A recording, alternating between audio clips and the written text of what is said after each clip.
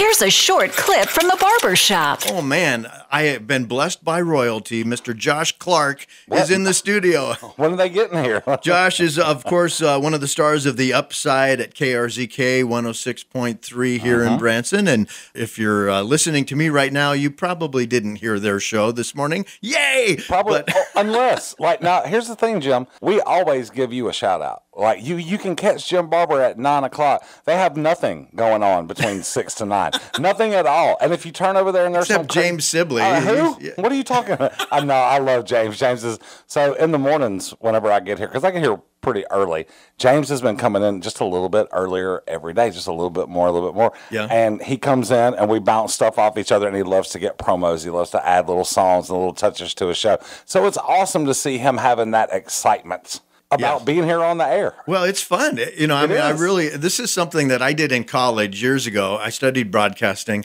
and then I got into ventriloquism, touring, and I never really got out of that.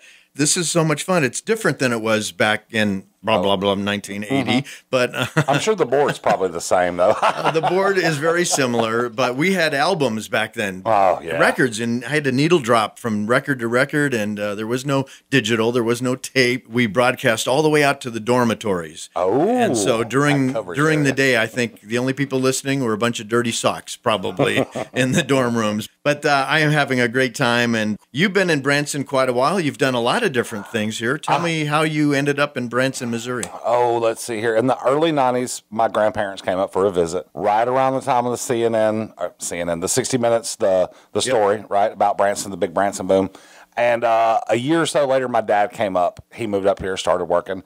And my first year in Branson was 93, was 16. Okay. Wow. I worked construction. I was an unskilled laborer. Not just a laborer, an unskilled laborer at the Dutton Motel, which was the Boxcar Willie Inn. Yes, right behind the Dutton Sears, the Dutton Motor Inn right now, but it was the Boxcar Willie.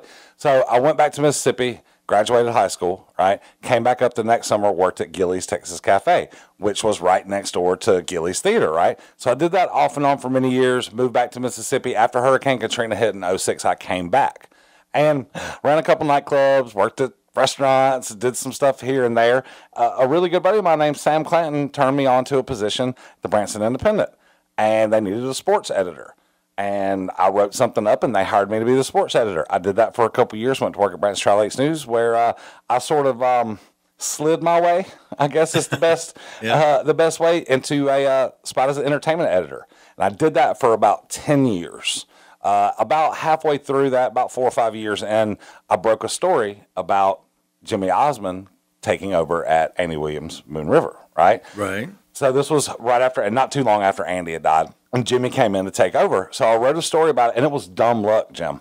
Dumb luck that I broke the story. I just happened to go on the website and saw that they had announced shows. They uploaded dates for shows. I mean, they had been up for 10 minutes, and I just happened to go on. So I called Icy at the theater, and I'm like, hey, Miss Icy, y'all doing shows? She's like, yeah, hang on a second. Put me in touch with Tammy. Tammy called and was like, hey, Jimmy's taking over. Would you like to do a boom? All right, broke this story. The next day, Steve Willoughby calls me. He's like, hey, how'd you get that story? He's like, I didn't hear anything. He's like, I didn't hear a whisper. He's like, we always hear rumors. Everybody talks, you know. We have open secrets all over town, you know. And I told him, I was like, dumb luck. I just got on. He's like, why don't you come on the show tomorrow and talk about Steve and Janet? I'm like, all right, sure, I did. And I would come back every Friday for 8 minutes. That's all he gave me, 8 minutes to talk entertainment every Friday. And then when Steve left, I became Janet's Friday man and did Fridays with Janet for like 3 years when she did Janet Friends. And when Janet decided to retire, Steve's like, hey, you want to come over here full time? I'm like, yeah, of course. Yes. You ever thought about being a full-time writer? Yeah, you know, I talk a lot. It's different than newspaper. It really is, but here's the thing. So when Steve asked me to come over, he said, I really want you to do the same thing that you do at the newspaper. He said, I want you to still pay attention to what's going on in entertainment, the tourism industry, attractions, all that stuff that you pay attention to. But instead of writing about it, just talk about it. Just talk about it on the air. Just let people know what's going on. So that's kind of what I've done. And there's never a shortage of something awesome to do here in this town.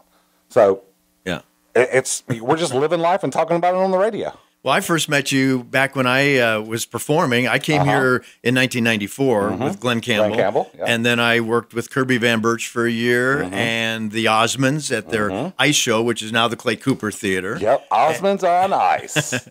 And then at that theater, I got to work with Tony Orlando, and Tony and I became buddies there. And then Jimmy Osmond started the American Jukebox Show. Yep. And I worked there for a couple seasons and shared a dressing room with the Hamners and their birds. And we went and started our own show, the Hamner Barber Variety Show, over on Shepherd of the Hills. And we did that together for 10 years. And you talked about us a lot. You promoted us and I love it. Wrote news articles and things. And that's the thing, you know, we get so many people. And this is something for you guys, especially for y'all that are listening on the website, maybe that are coming to town or have been to town before and you like to keep tabs on what's going on. So many people choose to move here, choose to retire here to Branson. And the reason is because we're a small town, right? There's 10,000 people in this town, right?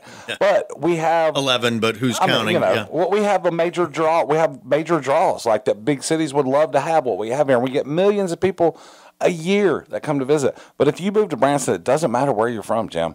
You can be accepted and be a hometown person. You can make friends with people. I mean, it's nothing to see Gilly.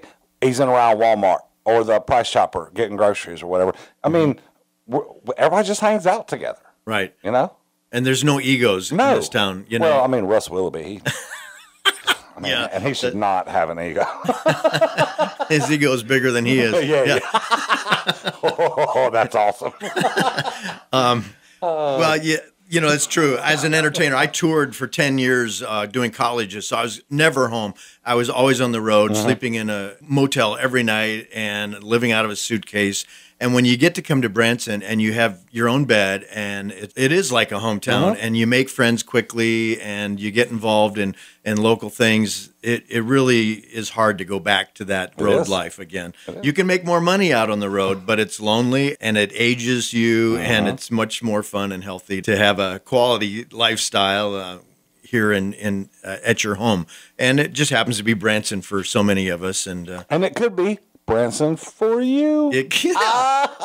Cha-ching. Oh, we do have a lot of people that come here because they're retired and they want to come here for vacation and they realize how many things there are. You'll never get bored in this town. Never. And in fact, if you are retired, you'll probably end up working in one of the theaters just for fun. Stay busy. Even though they will pay you, but it's a wonderful place to live, and we have the beautiful lakes and the golf courses, and all the activities. And I noticed that whenever I listen to you, Jim, sometimes you talk about it, sometimes you don't. But I think it's really interesting that you're down at the Branson Regional Arts Council now. Do you? Yeah, I do. So whenever you stepped away from the Hamner Barber show and decided to go off and do different things, one of the things that came up was the Branson Regional Arts Council. So what do you guys got going on down there, Historic Owen Theater, downtown Branson? Well, thank you for letting me come on your show today, and you can interview me, Josh. And the flip.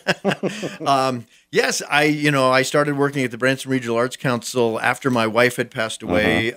Diane, we had been married for 30 years, and she was diagnosed unexpectedly with pancreatic cancer, and we lost her in 3 months. It went very fast, and my daughter was 14 at the time, and so I couldn't be off touring and doing shows every night. So I have a background in marketing and graphic design and video editing, and I started working from my home, doing some freelance work. I worked for a resort here in town for a little over a year doing their marketing, and then the Arts Council hired me to do a new website for them. And then Bonnie Herman, who had been the executive director for about 13 years, retired, and they asked me if I would step into that role, and it was something I really thought I would enjoy because it's everything I've ever done in my life rolled up into one thing. I love helping people. I love helping young people get started in whatever they want to do, but sometimes entertainment is and performing is a great way to build their esteem and they break on to other things in life. Working at the Arts Council has been a lot of fun. So the first year I ran it out of my house, and then we moved into the Historic Owen Theater in 2018, and everything just exploded at that point because for the first time we could have a dedicated theater to build a community theater program. Tri-Lakes Community Theater was very active for almost 37 years here in the area, but they always had to look for a theater that was available. And it was getting harder and harder to find a theater. And so it was being tougher and tougher on the organization to put on shows. So now we had a theater, and we just thought this is a great combination. So we actually merged Tri-Lakes Community Theater into the Branson Arts Council and created the Branson Regional Arts Council. We've been doing, about 9 or 10 major productions a year, plus a youth conservatory of the arts program for kids to learn music, theater, dance, how to run a soundboard, how to run lights at the theater. We have visual arts classes, all kinds of things going on there. And it's just been a blast. And now the pandemic kind of put everything on hold for many months, but it's coming back. We have our Youth Institute production of Peter Pan Jr. Nice. And they're going to perform 6 performances inside the theater in July. And then in August, we've got Mamma Mia, the musical with the great music of ABBA. Here we go again. And they just started rehearsals last night, and we have an amazing, amazing cast. If you saw the movie, you're going to think you're watching the movie on stage. So I'm just going to put this to you, Jim Barber. If you come in here and you try to get ABBA stuck in our head, it will not end pretty for you. Because I can just see, unless it's Fernando. That's my favorite ABBA If you change song. my mind, take a chance on me. No. Take a chance. It's going to be fun. And hey, well, here, Dolly Parton's 9 to 5, the musical. Awesome. That's coming in September. Really? Yeah. That's one of my We're going to be favorite doing movies. that. I haven't seen the musical. Really? You could audition for it, too. Really? Can I be Mr. Hart?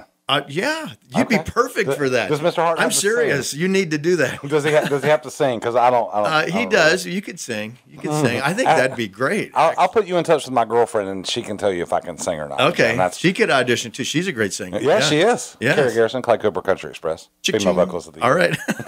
Yeah. And we've got the, let's see, in October, we have The Hunchback of Notre Dame. Nice. And that's a big musical with a full choir and everything. That's going to be great. And then we're going to wind up the year with The Sound of Music, the classic, wonderful way to end a year without music. We're going to bring it back with The Sound of Music. And see what you get for asking me a question. I can talk. I love it. That stuff fascinates me because you do all those different programs for all different kinds of arts. And you do these big musical productions, but you also do like The Glass Menagerie was a couple weeks ago. Yeah. The Odd Couple last year. Right. Fantastic like book show. So you get it all. You guys run the gamut. And it's Branson's first theater. Yeah. How perfect is that? Thank you, Josh Clark. How about that? You make my job so easy. I'm Jim Barber. I don't even have to be here. Thank you. I'm glad that you are, sir. And you do have a good haircut, by the way. This is a barber shop. Well, thank you. Who does your hair? That would be a young lady named Lauren Adams over at Three Faces Salon. Cha-ching. All right. I like to promote our hairstylists and our barbers in town because I'm a barber by name only. Yes. I will not try to cut your hair. I would let you try, though. Oh, if you really wanted to, I'd let you. I don't know. I think you'd let it start get a little looking like one shaggier. of my puppets. Which one? I might have to stick my hand up your back. Please don't. Well, Josh, thank you for coming in. I haven't played any music yet this morning, and it's 9:30 already, but we've got some of the classic hits of the 60s, 70s, and 80s coming up.